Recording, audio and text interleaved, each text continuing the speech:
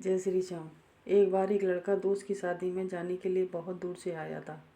लड़का शादी में इसलिए गया क्योंकि यह उसके खास दोस्त की शादी थी और उसने अपने दोस्त से शादी में आने के लिए वादा भी किया था। उसका दोस्त चाहता था कि लड़का उसकी शादी में आए, इसलिए उसने उसे अपने घर बुलाया। उसने बहुत सारे दोस्त बनाए और शादी में खूब मौज मस्ती की। लड़का शादी के दौरान एक ही जगह पर रहा और अपने दोस्त के परिवार के कई लोगों से दोस्ती की। उसकी मुलाकात एक लड़की से भी हुई जो उसके दोस्त के रिश्तेदार की दोस्त थी। 13 दिन की शादी के दौरान उन्होंने खूब बातें की क्योंकि उन दोनों के पास खाली समय था। लड़के को लड़की पसंद आने लगी जो उसके दोस्त के परिवार की दोस्त थी। लड़के को नहीं पता था कि लड़का उसे पसंद करता है। उन्होंने एक दूसरे के फ़ोन नंबर एक्सचेंज किए और लड़के की शादी के बाद भी दोस्त की तरह बात की। लड़का और लड़की 1 साल तक दोस्त रहे, लेकिन वे एक दूसरे की भावनाओं को नहीं जानते थे। लड़की किसी और से शादी करने जा रही थी और लड़का उससे प्यार करता था, लेकिन उसने उसे कभी नहीं बताया। लड़की भी उसे पसंद करती होगी, लेकिन वह ऐसा बिल्कुल नहीं सोच रही थी। उसे चिंता थी कि अगर हम इस तरह बात करेंगे तो लड़का हमसे बात नहीं करना चाहेगा क्योंकि हम दोस्त हैं। एक दिन लड़की ने लड़के से कहा कि वह शादी करने जा रही है और चाहती है कि वह शादी में आए। उसे उम्मीद थी कि वह आएगा और मौज मस्ती करेगा, जैसे कि वे साथ में घूम रहे हों। वह चाहती थी कि वह उसे खुश करने और अलविदा कहने के लिए वहाँ मौजूद हो। जब लड़के ने लड़की की बात सुनी तो वह रो पड़ा। उसने उससे कहा कि वह उसकी शादी में आने की कोशिश करेगा, लेकिन उसे पहले कुछ करना है। फिर वह अपने कमरे में चला गया।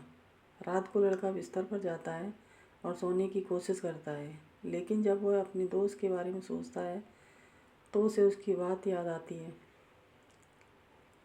वह उस रात सो नहीं पाया और रोने लगा क्योंकि उसे उसकी बहुत याद आती है। लड़की अपनी होने वाली शादी को लेकर उत्साहित थी क्योंकि उसे नहीं पता था कि जिस लड़के से वह शादी कर रही है उसकी पहले से ही पत्नी है। वह शादी से पहले अपनी दोस्त को अपने घर पर आमंत्रित करने का इंतज़ार कर रही थी ताकि वे अपने नए घर जाने से पहले साथ में मौज मस्ती कर सकें। जैसे जैसे शादी का दिन नज़दीक आता गया, लड़का और लड़की पहले की तरह बात नहीं कर पा रहे थे। लड़की शादी की योजना बनाने और अपने मंगेतर से बात करने में व्यस्त थी, जबकि लड़का अपनी खुद की तैयारी में व्यस्त था। उनकी बातचीत कम होती गई क्योंकि वे अपनी आने वाली शादी पर ध्यान केंद्रित कर रहे थे। लड़का बहुत दुखी और दर्द में था क्योंकि उसने वफादार न होकर अपने दोस्त या परिजन को चोट पहुंचाई थी। वह इस वजह से लड़की से बात नहीं करना चाहता था। लड़के की जल्द ही शादी होने वाली थी और वह नहीं चाहता था कि लड़की को पता चले क्योंकि वह परेशान हो जाएगी। शादी से कुछ दिन पहले लड़की ने लड़के को फ़ोन किया और पूछा कि वह कब आएगा। लड़का उसी दिन आने के लिए सहमत हो गया। थोड़ी देर बाद शाम को लड़का लड़की की शादी में चला गया। उसने घर की सजावट और कामों में मदद की। अगले दिन लड़की अपने ससुराल के लिए रवाना हो रही थी। लड़के को अपने प्यार को अलविदा कहने का दुख था, लेकिन लड़की उतना नहीं रोई जितनी वह विदा होते समय रोई थी। लड़के का दोस्त उससे ज़्यादा रोया क्योंकि वह लड़की से बहुत प्यार करता था, लेकिन उसने कभी उसे नहीं बताया कि वह कैसा महसूस करता है। वे कभी नहीं मिले क्योंकि वे एक दूसरे से बहुत दूर थे। लड़के ने सही समय आने तक लड़की को यह बताने के बारे में नहीं सोचा कि वह उससे प्यार करता है। उसने उसे यह बताने की योजना बनाई कि वह उससे प्यार करता है और भविष्य में उससे शादी करेगा, लेकिन उसने अपना प्यार जताने के लिए बहुत इंतज़ार किया। जब तक लड़की बड़ी हुई, उसके माता पिता उनके रिश्ते के बारे में सोच रहे थे। इस वजह से लड़की और लड़का एक साथ नहीं रह पाए।